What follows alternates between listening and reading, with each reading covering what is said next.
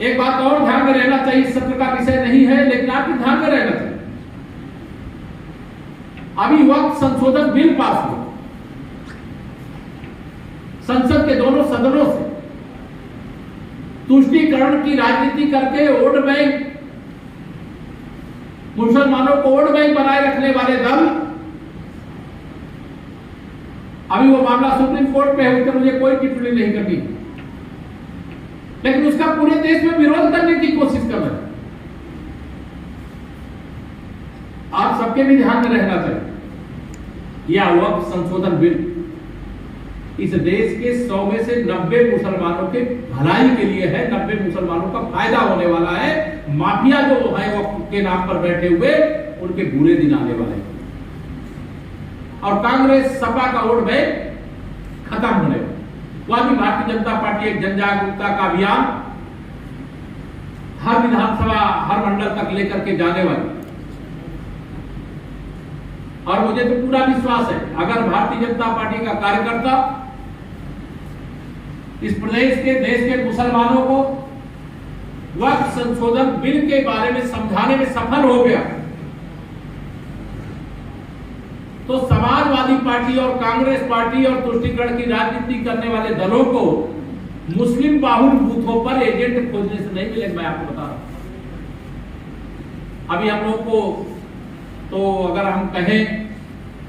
कि भारतीय जनता पार्टी को 2014 हो, चाहे 2017 हो, चाहे 19 हो, चाहे 22 हो, चाहे 24 हो, जो मुस्लिम बाहुल बूथ है वहां भारतीय जनता पार्टी का कमल नहीं खिला कर। लेकिन इस बार ध्यान रखना, ये बहुत बड़ा अभियान है, इसको हम लोग लेकर के जाएंगे। इस देश के जो पासमानदा मुसलमान है, गरीब मुसलमान है, पिछड़े मुसलमान है, कमजोर मुसलमान है, उनको भी यह बात समझाएंगे। और अगर हम समझाने में सफल हुए तो जैसे राम भक्तों और राज भक्तों, गरीबों, पिछड़ों, अनुसूचित वर्ग के बाहुल वाले बूथों पर कमल का फूल खिलता है, वैसे मुस्लिम बाहुल बूथों की ईवीएम मशीन भी कमल के फूल से लबालब होगी, विश्वास रखें। और समाजवादी पार्टी के कहा करता हूं कि समाजवादी पार्टी बनेगी अगर इस बिल का हमने ठीक से प्रचार किया तो निश्चित तौर से समाजवादी पार्टी समाजवादी पार्टी बनेगी, कांग्रेस मुक्त भारत बनेगा,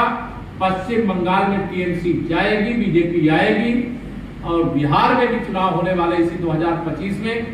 2025 के चुनाव होंगे तो जैसे दिल्ली में विजय मिली है, उससे बड़ी विजय बिहार में भी मिलेगी। और जितने चुनाव होंगे आने वाले समय,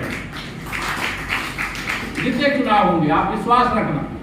हमारी राजनीति धोखे की नहीं है, हमारी राजनीति भ्रष्टाचार की नहीं है, हमारी राजनीति परिवारवाद की नहीं है, हमारी राजनीति जातिवाद की नहीं है, हमारी राजनीति सबका साथ, सबका विकास की है, सबके विश्वास की है, सबके प्रयास की है। और उसी प्रयास के परिणाम से हम लोग सफलतापूर्वक आगे बढ़ रहे हैं। माननीय नरेंद्र मोदी जी के नेतृत्व में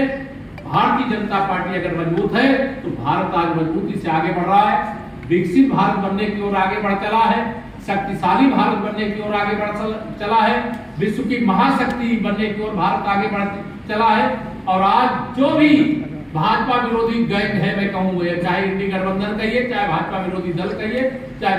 भाजपा विरोधी गैंग कहिए, ये सारे लोग मिलकर के एक ही पगलाए हुए हैं। इनको लगता था कि देश की सत्ता पर गांधी परिवार का जन्मसिद्ध अधिकार है, कोई चुनाव के बगैर भी वो प्रधानमंत्री की कुर्सी अपने खाते में बांधते थे, लेकिन अब उनके खाते से प्रधानमंत्री की कुर्सी जा चुकी है। वैसे सैफई परिवार वाले स्वर्गीय मुलायम सिंह यादव जी के सुपुत्र श्री अखिलेश यादव जी भी यह समझते हैं कि उत्तर प्रदेश के मुख्यमंत्री की कुर्सी उनका